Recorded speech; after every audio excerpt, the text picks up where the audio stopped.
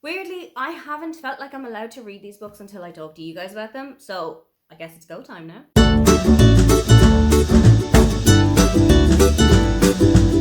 Hi, welcome, come on in. My name is Aoife, and today I am bringing you the 6 books that I would really love to concentrate on for spring this year. Every single season, I put together a little list of 6 books that I really want to try out, whether it is something seasonal, whether it is something to do with an author who I might want to celebrate at that time, whether it's a group of books that I think will just really fit well together. And in spring, it's often books that are written by Irish authors. March is included in spring for me, and this means that I try and read as many Irish authors as I can get my hands on. So don't take it as a surprise that this book list is actually half split with Irish authors and international ones. First one on the list is an Irish author, and that is The Snag List by Sophie White. I have read and loved Sophie White's contemporary books before.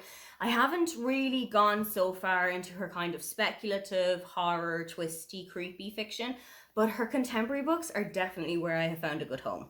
Speaking of homes, The Snag List is about 3 women and 3 families who have all bought homes in the same housing estate, and they are just coming to terms with this massive decision that they've made, this huge step towards adulthood, and whether or not life is working out in the way that they've hoped that it would. I have a couple of friends who have gone through the process of buying houses, and it can just get so stressful, and it can really take over your entire life when you are moving into your own home.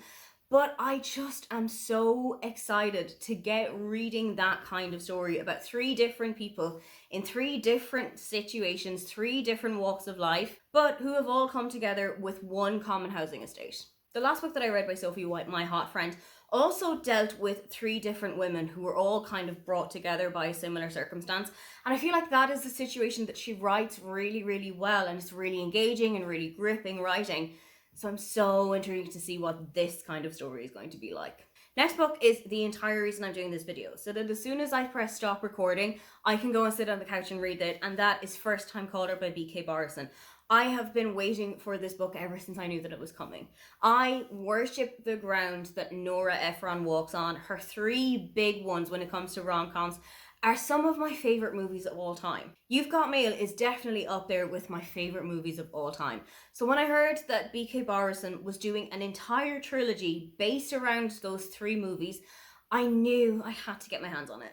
This one is based around Sleepless in Seattle, and it is based in Baltimore, Maryland, following Lucy and Aidan. Aidan is the host of a relationship show, so people will call in with some love issues, dating disasters, worries about their relationships or their partners, and one day Lucy calls in. She isn't calling for herself, she's actually calling on behalf of her mother, who's had a really difficult time when it comes to dating in the past, but everybody listening into the show has noticed the sparkling connection between Lucy and Aidan. So Lucy is brought in for a couple of other episodes, so she's going to talk a little bit more about her mother's issues. She's also going to talk about some of the issues that she's having with herself. She's going to talk about other people's relationship worries. And while they are spending a little bit more time together, Lucy and Aidan are really starting to form a relationship of their own. I cannot wait to read this book. I've had such a great time with B.K. Barrison's writing before, and I just cannot wait to see what this reimagining of one of my favorite movies is going to be like. A really gripping thriller I want to try out this spring is Famous Last Words by Gillian McAllister. I haven't read anything by Gillian McAllister before, but the concept of this one just really worked for me. It's about Cora, whose husband has gone to work in central London for the day, but she has turned on the news and she's gotten a couple of phone calls about a hostage situation that's happening at his office. This would absolutely terrify anybody, because now you have no idea if your partner, if your loved one is completely safe, if everything is okay. But it turns out that there's really nothing to worry about her husband, because he isn't one of the hostages. He is actually the person who is holding everybody hostage himself. And I am so interested to see what this book is going to be like. When you're reading about a hostage situation, it can be really terrifying and it can bring up a whole lot of things. But I'm super intrigued to see what it's going to be like for the family, for the friends, for the loved ones of the person who is holding everybody hostage. I am just so intrigued to see if Gillian McAllister's writing is going to work for me, because I know that she's a really prolific thriller author. I know that she's got so many books that I can look back on if I've enjoyed this, and I'm hoping that this is going to be the start of a beautiful friendship. I am also super intrigued by moving on from Roisin Meany. I've read a couple of books of hers before, but this one is just really calling my name because it is set in one of my favourite cities, not just in Ireland, but possibly in the entire world. I have such a love affair with Galway that if any kind of media is set there, I am instantly drawn in.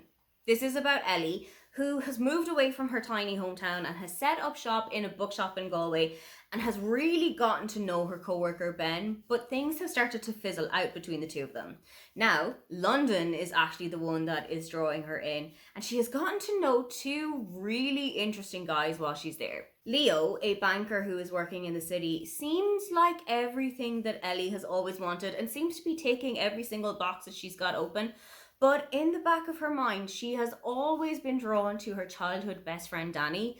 But is she looking forward to leaving the lights of London behind and bringing herself back to her childhood home? I have really enjoyed Roisin Meany's writing before, and like I said, any book that is set in Galway is like kryptonite to me. So as soon as I heard about this one, I knew that I had to read it. I'd also really like to try Before We Forget Kindness by Toshikatsu Gawaguchi. This is the 5th book in the Before the Coffee Gets Cold series, and I think that there is a 6th at present being written in its native Japanese. So if that does come out, I'm going to try and get my hands on that one as well.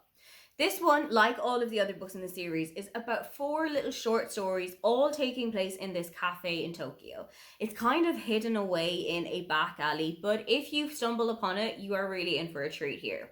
There is a seat that will become free about an hour or so for every single day. And once it's free and you sit down, you can order a cup of coffee and travel in time to meet somebody who has already been to the cafe before. You can settle your differences with them, you can catch up with them, you can say goodbye to them, you can do whatever it is that you need to do, but you need to be back in the present time before the coffee that you've ordered gets cold. In this book, the 4 stories that we are meeting involve a father who wouldn't allow his daughter to get married, a woman who couldn't give her Valentine the gifts that she had gotten for them, a young boy who just wants his divorced parents to finally see him smiling, and a widow who has turned up holding a child that has no name. I am so intrigued by these stories, and I am so aware that they are going to rip my heart completely to shreds because that is what every single book in the series has done so far. So as soon as I am emotionally ready for what this book series is going to do to me, I am all in. Then we go to the book that is genuinely scaring the shit out of me. Not necessarily because of the contents, even though I have a feeling that that's going to be a little bit harder and a little bit deeper and a little bit tougher than what it is that I usually read in contemporary romances, but mainly for the sheer size. This is 799 pages of Binding 13 by Chloe Walsh. This is the first in the Boys of Thomond series. It is set in Ireland. I think it's set around Cork. And it is set around a school in Thomond, which is hugely based on rugby. Now, I absolutely love watching rugby. I wouldn't really be great at playing it, but I absolutely love watching rugby. I love sitting down for the Six Nations, which is usually happening around this time of year. I love the Autumn Internationals, the Rugby World Cup. Any kind of sporting event that I can watch that involves rugby, I'm all over it. When I heard that there was a romance series set in Ireland about rugby, I knew that I had to have it. I just didn't know how bloody big the books were. I've got a couple of people who have offered to buddy read them with me, and I think that that is what is going to hold me accountable, and that is what is going to hold me to actually read the books and to do it. But I am a little bit scared as to how it's actually going to go. Now, I know that there is a side character in here called Aoife, but I think that this main book is about Shannon and Johnny. I don't know a whole lot else about this book, but I am so intrigued to go in there a little bit blind and just find out what's going to be happening. Those are the 6 books that I have set my sights on for spring this year. Is there any book from that pile that you think that I need to start with? Or what is a book that you are hoping to get to across spring as well? If you'd love to leave me a comment but you can't think of anything you'd like to say, then just leave me a spring flower emoji. Don't forget to like and subscribe because I have new videos up every week. Now, get on out of here.